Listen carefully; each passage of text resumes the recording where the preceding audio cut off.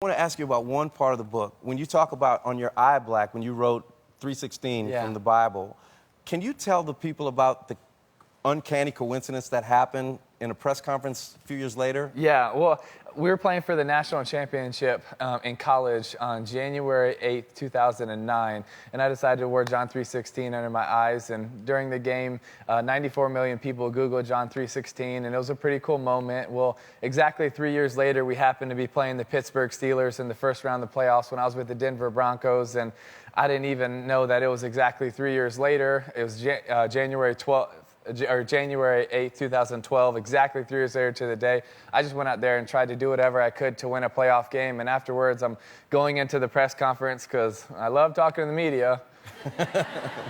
And our PR guy jumps in front of me, says, "Timmy, did you realize what happened?" I was like, "Yeah, we just beat the Steelers. We're going to play the Patriots." He was like, "No, did you realize what happened?" I was like, "All right, Patrick, what's up?"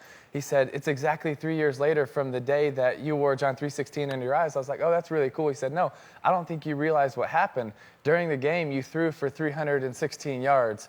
Your yards per rush were 3.16. Your yards per completion were 31.6. The ratings for the game were 31.6. And the time of possession was 31.6. And during the game, 90 million people had already Googled John 3:16, and it was the #1 trending thing on Facebook and Twitter. And a lot of people will say, it's coincidence. I say, big God.